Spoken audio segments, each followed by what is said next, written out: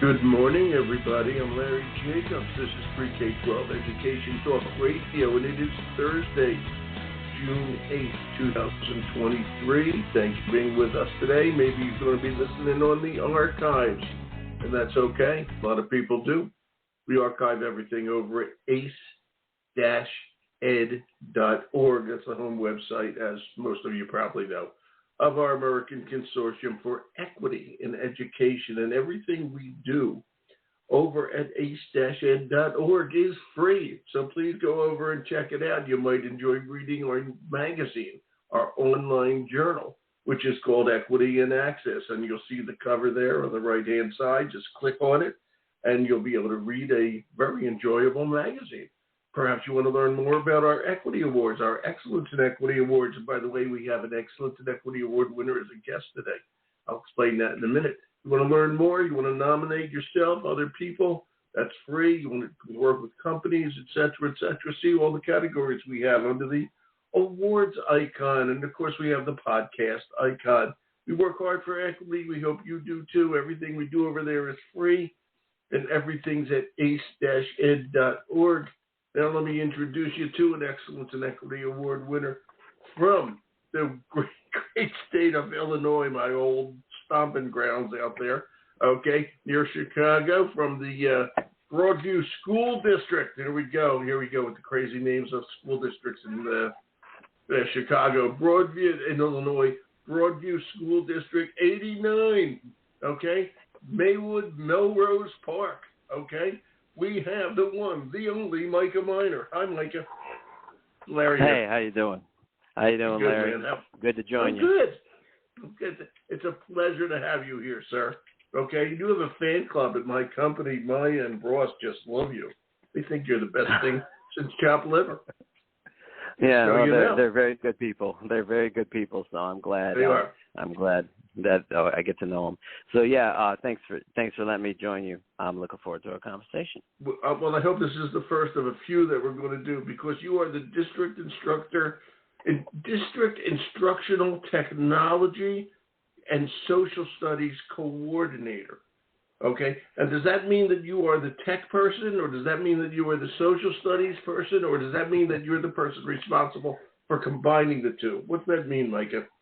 That means I'm both. I'm the instructional technology administrator. So anything that we do with instructional technology for our district, anything that has to do with, devices in front of them, platforms, data, privacy, laws, et cetera, is on me. And in addition to that wonderful job role, I get to also oversee the very politically charged social studies curriculum as well. But I am not an IT person. I am a former social studies department chair for the Chicago Public Schools. I am a former instructional technology coach, former school administrator, now a current administrator. So I work really closely with my IT team for all those cool details that I don't know about in computer science.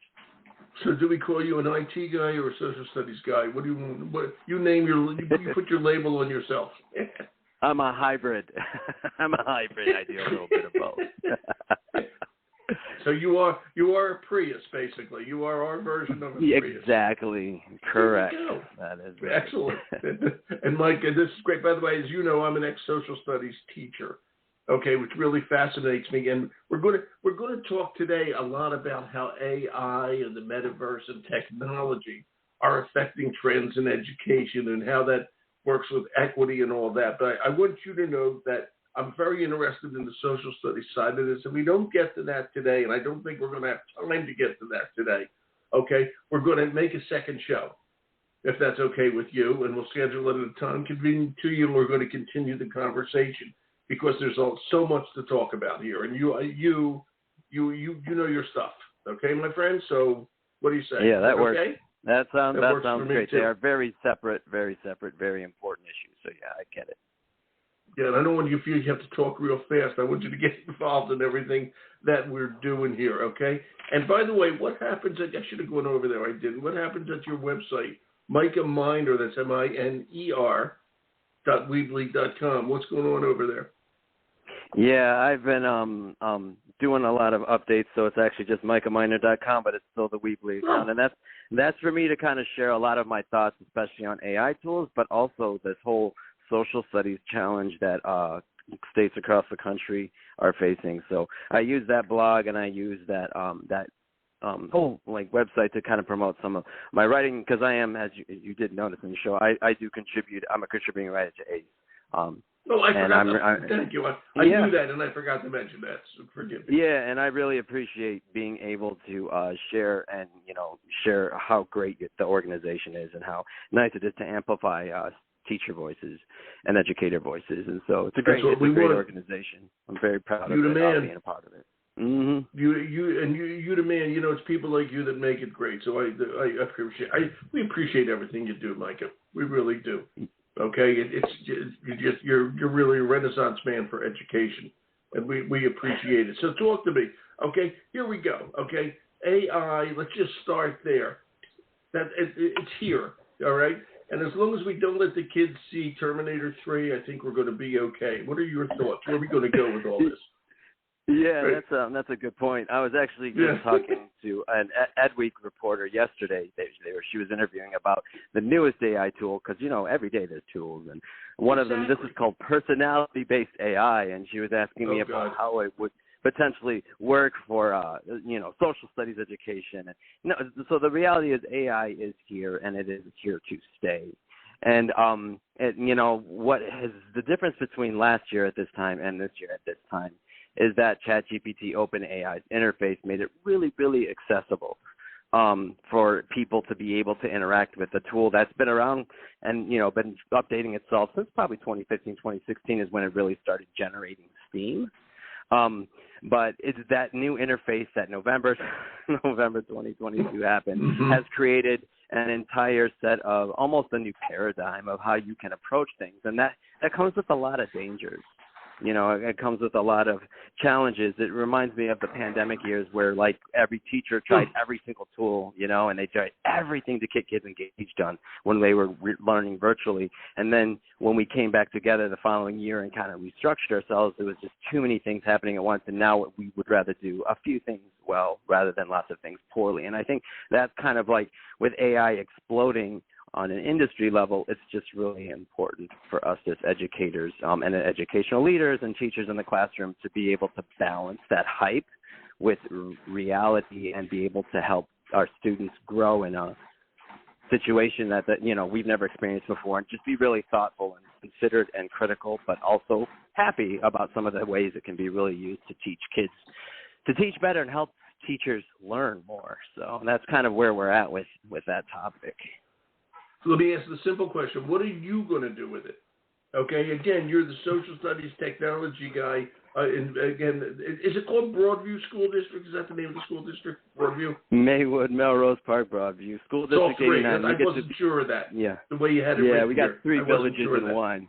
Yeah, three villages in one. Okay, School District 89. Yeah, okay. Yeah. So I started off in as early as February. I was working with me and my instructional technology coaches on empowering ourselves through like learning professional learning and figuring out what the tools were and kind of like doing quick crash course in it ourselves.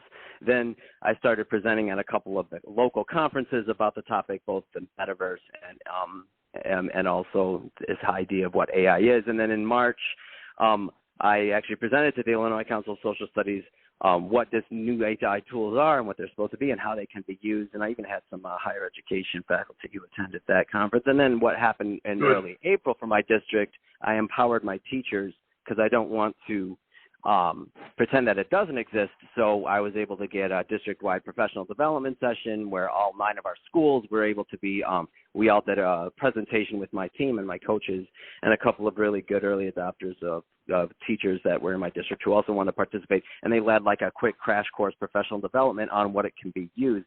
But we're using it as a teacher-centered tool, Larry.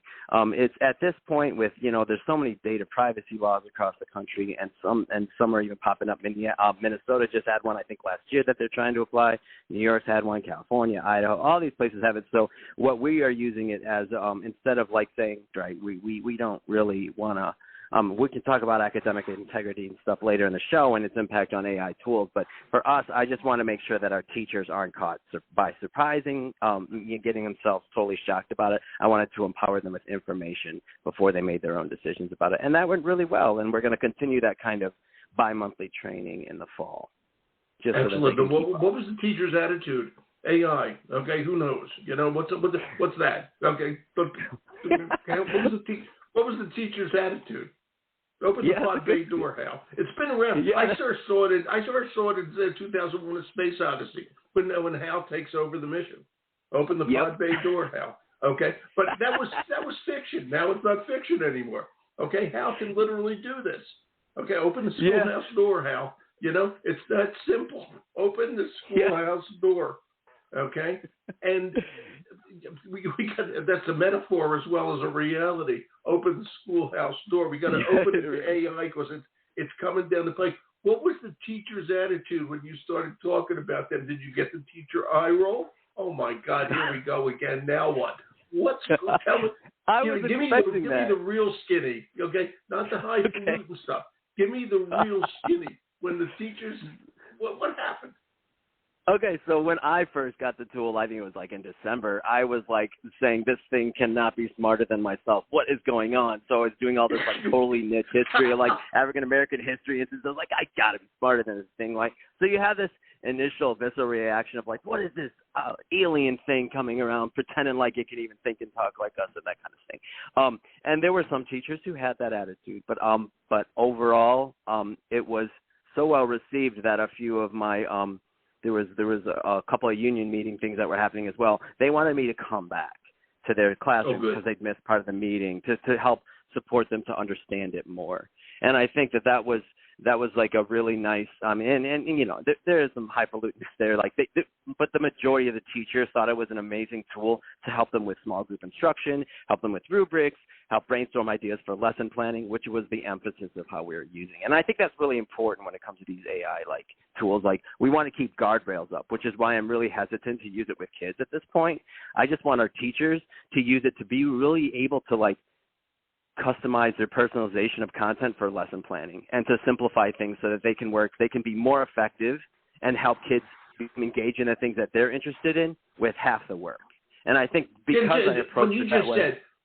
What you just said, how would a teacher, just give an example if you can, a simple example, how would a teacher use AI to personalize I'll call it their lesson plan, their planning? Okay, and I assume is it personalized to the teacher we're talking about, or personalized when you said that to each individual student, whichever way you want to take that. Let me explain that. That's a good question, yes, Larry. I knew you'd be good. Good question. So here is what my argument is, and I happen to be writing a book on this from Time 10 publication as well, called "Harnessing AI for a Human-Centered Education." And the reality is, wait. How far along is the book? How far along? It's about halfway there. It's about halfway there, and I really respect. Okay. You're welcome to come on and push the book when I'll do that later. Yeah. You're going to do that. I will. Okay. Now, I respect the publisher for saying I just don't want to put something out there that's meaningless. I want to put something out there that's helpful to teachers.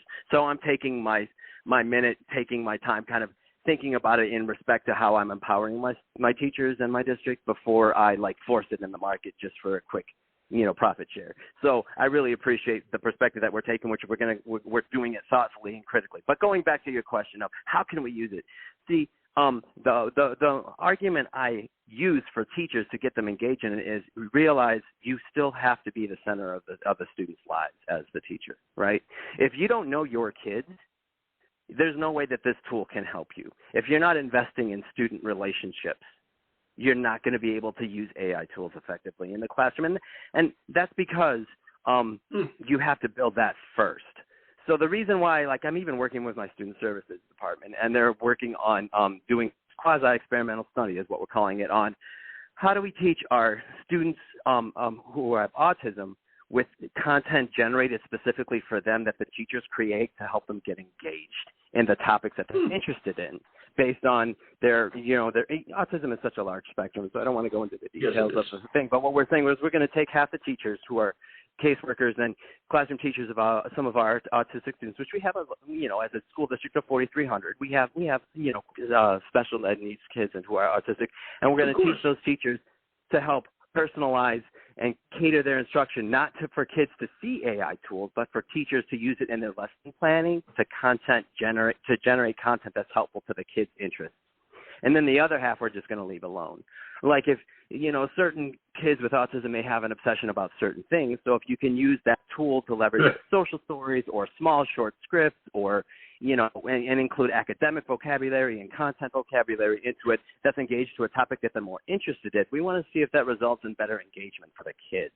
But that's because the teachers know who their students are and what kind of things might be helpful to them to help them get engaged in whatever content as they teach the lesson. And so that's the emphasis that I'm talking about with how AI tools can be used for teacher-centered instruction to help them with their planning. If I'm a general education teacher, I'll use social studies because I think, Larry, you're a social studies teacher myself. You used to be one, right? Yeah, I was a social studies teacher. Yeah, you were. So let's use social studies as an example. By the way, it was a while ago. I'll make you laugh at this. When I first started teaching, all right, a kid brought a 4-function calculator to class. A 4 addition, subtraction, multiplication, division. Okay? We gathered around it like the apes did, okay, in 2001. Okay, when the obelisk was put there by the aliens. None of us had seen anything like this in our lives, okay? And we spent a period, though this was a social studies class, everybody passed it around and added up things like 2 plus 2 and 130 plus 1,340. And we couldn't believe that there was, quote, a machine that could do this. All right. And now look where and there was a controversy back then. Should we use calculators in school? Yeah. Mm-hmm. Okay. Think about that. The math theory, this will ruin everything. Yeah, right. Okay. And they were wrong. All right. They were wrong. The calculator helped everything. We had to use the tool. Okay. The difference between the calculator and an AI, and I am an expert on Terminator 3, okay, is that the calculator cannot turn against us at some point. And I think, if I may, all right, this is where education and AI are going to come in conflict because you're smarter, Micah, than most people. Most people don't see the AI, so to speak. They don't fear it as a teacher tool. They fear it that the kids are going to misuse it. Okay, and believe me, the kids know it's out there. Okay, your kids at Maywood, Melrose Park, and Broadview. Okay, they know it's out there, and they know they don't have. There's a way to do a book report on Silas Marner, or I don't actually have to read it. By the way, that's a good thing, considering the power of that book. Okay, but my point is, okay, don't assign the kids Silas Marner, please. Don't do that, teachers. Okay, but or the Mill on the Floss, which I had to read in 11th grade. Okay, okay, and they're still waiting for the book report. All right, but seriously, the fear is the teachers are going to use it, and I think what you're doing is fabulous. Just keep it up. But it's the kids.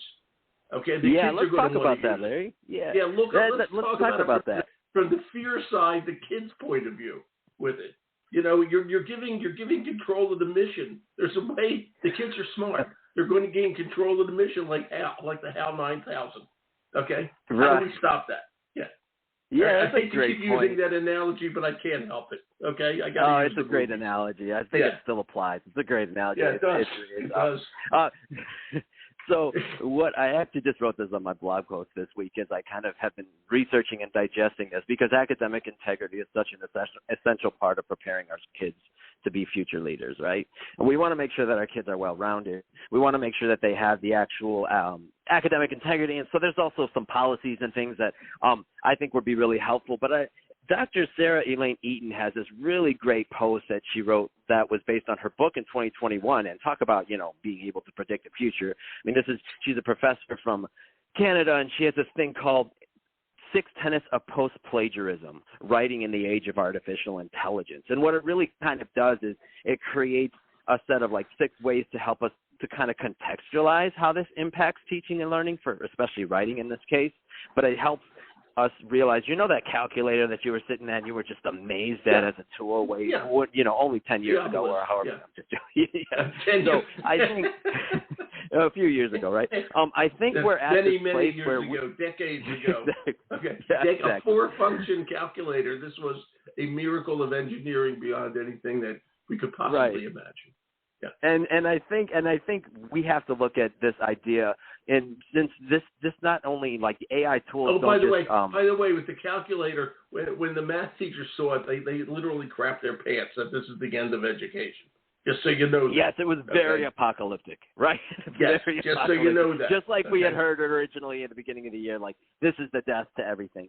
Exactly. And the answer is, it's actually, in my opinion, it's a way to help democratize it. And we can get into the details, and this is more of like, the coffee table conversation one by one as you kind of build this idea of what it is. But I do have, obviously, fears. I won't ask about your P-Doom theory or anything else that's been going on the podcast. But generally speaking, we have to realize that we're in an redefinition of education. This happens every few years with things. It reminds me a little bit, only this is a much more profound change, as like the iPad in 2011. Like, it's going to revolutionize, no post-laptop world and all these things. It reminds me of that. But for us to break down, like, what academic integrity looks like, there's a few things. One, there's going to be this idea that we're going to have to deal with as teachers and educators, both in higher ed and in K-12 settings, and that's, we have to realize that hybrid writing will become the norm. So I'm going to give you an example of this because this can be very, very it can be a flex point so that people don't get upset. So I have a student who pretend he's a sped student who struggles with learning struggles with getting words on the page. He has a lot of ideas but doesn't know how to organize his thoughts. So is it absolutely horrible that we help in the future, once I get all the data privacy rules and stuff, I have a tool that he can use that he can help create some personal ideas from him on how he wants to write about a specific topic, and then he's able to push a button and have this basically a intellectual collaborator with him to help him come up with his ideas as he tries to write a one-paragraph essay about what he liked about the book. Is it necessarily wrong that he uses an intellectual thought partner, which in this case is an AI tool, to help or her write that book, because it is the ideas of the student prompting to try to help get his or her thoughts organized, or they, them in that case, if you want to go to different gender roles. And I don't think that that's a big problem. Hybrid writing, where human and AI intellects combine a little bit together to create something new, isn't in the next 3 to 5, maybe 7 years off, will not be abnormal. It will be normal. It helps kids communicate better. It helps authors come through writer's block. It helps teachers create a brainstorming partner that is there at 11 o'clock at night because you just, yesterday just did not work and you need to try something new. And is it bad? I don't think so. And then when I say personalized, I want to think when I go back to teacher-centered tools. If I have a teacher who, my wife is a wonderful teacher. She's a high school teacher in Chicago Public Schools, and I actually let her test things for me because she's. And what does she teach? What does she teach, Micah? She's a social studies teacher like us, but she happens to do. So she happens to teach an AVID class that she has the same kids for 3 years to help prepare them for all the things for them to get into college. She teaches Chicago history, and she also teaches senior seminar, which is a way for kids in Chicago Public Schools to kind of wrap up their final year in high school and get them in and help them get into college in their post-secondary plans. So she's a wonderful teacher, but I had her test these things, like when I was testing with the tools, and she was like, well, see, I try to teach 40 SAT words, over the next, 10 weeks. And so what she did is she created individualized, she put 10 words in and she would create individualized writings because it was really hard for her to find vocabulary words, right, that were matching with the academic vocabulary of the SAT words she was teaching. So she used, in this case, it was ChatGPT, but you can use other tools, and this is before Bard. She typed in, can you write an essay about, social science essay about this using these 5 words, and it used it correctly in 3 or 4 paragraphs. So it saves time from an educator's perspective, but my wife was able to introduce these academic or content vocabulary words in very specific ways that matched the intent of what she was trying to teach them as they managed these 40 vocabulary words. That's what I'm talking about. It's like an intellectual thought partner. And if teachers can do that, why can't kids use that to help improve their what they turn in or what they submit. And another thing that we have to realize when it comes to the writing process, since we want to focus on this post-plagiarism idea, is like you want to focus on writing as a process too, Larry. Like if we give checkpoints as a process, and I'm a big fan of formative assessment, but I'm also a big fan of like standards-based grading when done correctly, because you want to make sure you're giving kids feedback on every step of the writing process. And if it means that they come up with their own idea and it's approved, and then you work with it, and then they end up getting crashed on, or paragraphs, and so they use an AI tool to help them formulate their questions. And I have a great story about this later that I'll share. But I just don't think that hybrid writing is necessarily bad for our students who struggle with writing, as long as it's done in a way that's ethical and a way that's transparent. You're right. As long as that, I think you just hit the nail on the head. People see AI as cheating. Okay, you said ethical and transparent. So the opposite of that is cheating. Okay, correct. And a lot of people see that a lot of kids they think that a lot of kids are going to cheat with this. Like they thought a lot of kids were going to cheat with the calculator, okay? And, to me, a lot of AI has to, the power of it is the way we use it. I see it, and I'm trying to formulate this in my head. I see it not as giving kids the answers, but helping them formulate the questions. Okay? Yeah, that's a great way to say it. I agree. That's where it is. And if we can teach kids to ask the right questions, and we have I love your line. Is this your line? Because you should patent this. Get T-shirts. An intellectual thought partner. Did you make that up? It is my line that I don't know if I made it up. I can't claim it, but yes, it is a line I use quite frequently in my. Yes, in keep my using it and make up T-shirts and put them on the internet. AI is my intellectual thought partner.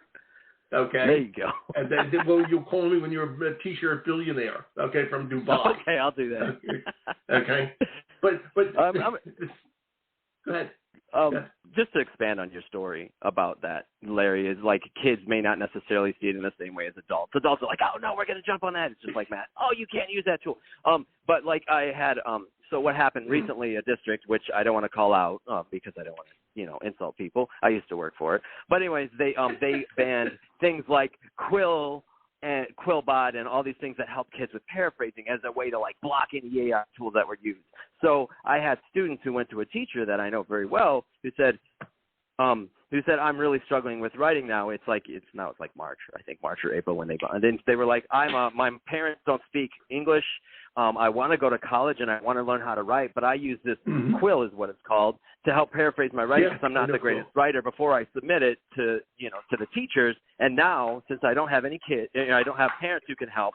I don't have any older siblings who are able to know the language enough, and I may not have anybody in my, they may not have anybody in the family who went to college. They're sitting here trying to learn how to write better, and they can't use the tool that they've been using to help them write better. And that was all because we're like, so the kids were already using a tool to help them improve their writing because, they're a text-based generation. They like texting and short, and they needed a little bit of help. So now that district has abolished that tool, they are now going to turn in less than subpar work than what they want to. And this was kids coming to a teacher advocating for themselves, say, hey, can you open this up? Because it's really messing up with me trying to do my best job of writing. And I think as long as we are empowering our kids to understand that it is important that you're transparent, as long as we are teaching them how to use the tools thoughtfully, critically, realizing that they are that thought partner and not the person who does the thing that does the work for you, I think that is the kind of healthy context that we have to use to understand how these tools should be used. And we have to be able to teach it. And honestly, the other thing that another big argument I have that I think we should do is we have to start teaching machine learning and AI as part of our STEM education process so we demystify what this black box is. I'm going to take one word out of there, STEM. Okay, we have to use that as part of our teaching process. Okay, STEM is just part of the education process. Okay? Exactly. And what we got to break, that's it's going to be terrible because I know how important STEM is. STEM is important, but that word eliminates social studies. Okay, and there's nothing that happens in STEM. Okay, that doesn't affect society. That's where social studies happen. That's why we do STEM. That's why we produce all the robotics. That's why we produce computers. That's why we produce medicines. okay, because it helps people, society. Okay, if you don't understand something's impact on society, here I go, you got me going on now. Okay, if you don't understand something's impact on society, like Dr. Frankenstein did not understand it, if I may. Okay, you got to be really careful crossing that. You got to combine the two. You have to combine the two. Pardon me for breaking up what you just said, but it's just part of this is a new world. Okay, it is. Those barriers can't exist. If they exist, I got news for you. We're screwed. Okay, we got to stop the barriers. Yeah, we do. By the way, before you go, I wrote something down. You said this, when the kids advocate for themselves, kids have an open mind. Okay, and I'm going to recommend a short story. Okay, I don't know if you ever read. Do you ever read Mimsy Where the Boro Grows? Mimsy Where the Boro Grows.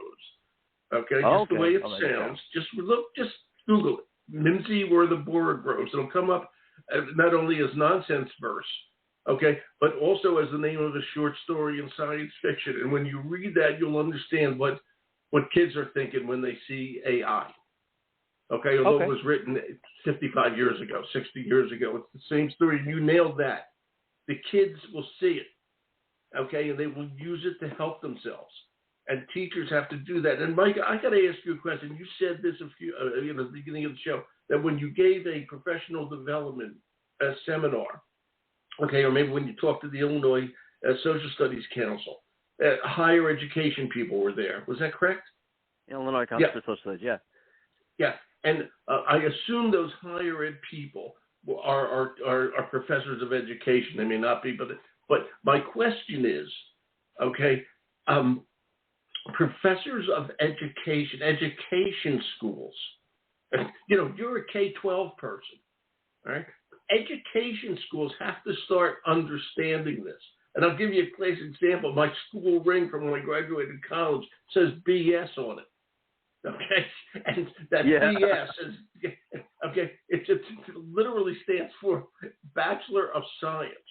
And when I tell you there was no science involved, not a follicle of science involved. For some reason, they didn't give me a Bachelor of Arts; they gave me a Bachelor of Science. Okay, it makes no sense. Today we have, and you certainly know this term, the science of reading. We have neuroscience. We know how people learn. Okay, and this AI and all the technologies are having immense impact. And that was a long way of asking you a simple question. When you talk to professors, or what was their reaction? They're the ones where it all falls on us and K-12 to teach ourselves. Okay, but these education schools have to change with this. Okay, it's like Waterworld. If you don't teach people how to swim, you're going to be in real trouble in Waterworld. Exactly. You got to do that first. Yeah, and I was actually sorry for all the movie analogies. Yeah, that's a good analogy. But Trinity International University, I used to adjunct there in their social studies and technology for teachers courses. So I taught the social studies methods courses and stuff. And I did that for a few years before my twins were born, and then my wife said you have to stay home more. So of course I stayed home more. But it's really important when we empower and every year, like, this is hiring season for us, right? So I've hired, I think, 3 social studies teachers so far for our district. So they come in super excited, right? One of them's a student teacher. He's going to be a part of, then mentor him to figure out how to use these tools along with other new teachers. And it's really important. But like you said, it's the higher education institutions, not just across the United States, but across, what you would say the organized world. It's really hard to keep up. I understand. It's hard to keep abreast of the changes, but this is, some people have given this analogy of this is like the fourth industrial revolution. Some have said it's as big as the internet. Some say it's bigger than the internet. It is profound. The ground is shifting. And if we don't learn how to thoughtfully, and this is my whole point, don't blind adopt. I'm an early adopter, but I'm not a blind adopter. Okay, and I have to put up my own guardrails in understanding how to contextualize it. And we have to learn ourselves, before I can help teach others how to use it. So that's why I'm doing my work with my district to learn as I go, so that the information that I learn I can share with others who are just on the beginning of the journey. Might be a little bit farther, a few months off than what they are, because we've been trying to do it thoughtfully. But it is important for higher ed institutions to be able to prepare their kids for this, and it's also important because those new teachers also, many of the kids who are coming in probably have used this tool as senior year. Okay, it was amazing. I think it was Chronicle of Higher Education had this like little, confession basically of a student who just graduated who was like, "You guys have no idea how much we use this tool this year." You know what I mean? Like it's a lot. Good. And so, That makes, but that's the next point I was going to make. Teachers, okay, educators, if I may. Educators cannot look like they don't know anything about this. The kids are going to jump on this. Absolutely. Okay? They already had it. Of what you're doing. The kids know. Mimsy Ortabora grows, I'm telling you. Okay? The kids know. They can figure this out. And we're like adults trapped in a box. We're going to look like a bunch of dopes. We're going to look like a bunch of dopes if we don't use it the right way. Exactly. And teach them how to use it and demystify it. And like you said, this is our social studies conversation we'll have in the future, Larry. But like, there's such a challenge because, like you said, STEM is nothing without STEAM, and then I would add STEAM because social studies has been such a lost part of our society and making sure that in unity we have diversity, and you know what I'm saying. But in diversity, we also have. Oh, I know what you're saying. Yeah, and our NAEP scores and all those things at a separate time. But this tools, these AI, awesome democratizers of knowledge if they can be leveraged correctly. But they are just a tool, right? Like it'll be used for ill or for good, just like anything else in the world. And it is not magic how things work, but when you first interact with the tools, they really, really feel like magic, but they're really not. There's a lot of very simple things that are going on. And I don't want kids to realize, like today, to prepare for this, Larry, I was looking at my manuscript and I ran it through one of these things called Chat PDF. And I put in my book and I asked a few questions that I thought you might want to ask. And then it came up with some things that weren't even in my writing at all because it hallucinated again. And that's another thing that AI tools do. They hallucinate, right? Like it was like, these are the tools that the book or the manuscript says about this. And I'm like, I didn't write anything about that. That has no reference point there, but Chat PDF, and I'm not knocking the tool. I mean, it's all pulling out of the similar large language models, but like it didn't even have an accurate information about a summary about the book that I had just put into it that manuscript as I was trying to prepare for what I could say for you all. So, it is important to realize the limitations as much as the strengths. And you can't use this as a tool. I got to ask you something, Micah, how up to date? I'll say ChatGPT, but all the AI, I think it's called the large language AI. How up to date is it? I mean, would it give you stuff that happened yesterday? I mean, a couple of weeks ago, they were able to have, I think it was in Denmark, a gentleman who was a quadriplegic. They were able to bypass all his brain circuits, and he was able to walk naturally. Yeah, that's okay. Good. He could just like amazing, we all did. It's amazing. So my question is, how up to date? Okay, I mean, I don't know if you know this. Is AI these days? Well, it depends on what tool. All right. No, the one that I think just generally, if anybody who wants to play with a few opportunities for like something that's more up to date, you can use this interesting tool called Perplexity.ai. And what it does is it creates it's a brand new company. It's founded on similar time frame, but it has an interesting thing because it tries to anchor everything within scholarly works or articles or reputable articles. So it's basically a search engine, right? But you can use GPT-4 on it. You can get, I think it's like 5. You can ask it 5 questions every 4 hours with GPT-5 Copilot. And it provides you a really good opportunity because that is completely up to date. It has access to the internet. And it gives you, like I've been using it for like social studies best practices. I use it for some of the research that I'm doing on for how to update our academic integrity policies and things for this. It's a really good tool. So that's one tool that's like connected to the internet that gives you pretty decent information. Microsoft Bing and Google Bard are those also. They're all pretty decent.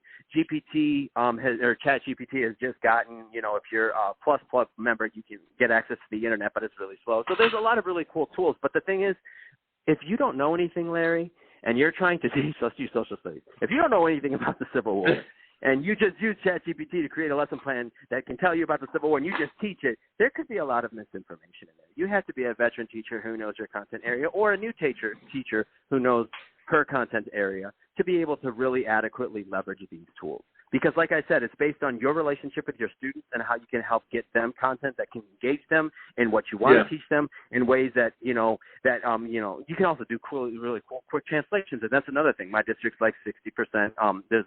Where about 44% of our district has dual language, and 60% of our families have Spanish at home. So it's a really cool way for you to flip between things, and there's ways to generate AI art that can help kids be engaged, and for like small digital stories and things like that you can do that I'm trying to leverage. But it's all because the teachers, A, have good relationships with kids and have good teaching practices.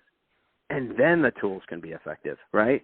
And then you can get to B, which is leveraging AI tools. If you don't have A, good relationships with kids and good pedagogy and good content knowledge, then let's not even get to B. Let's not even use AI tools. Let's just build that.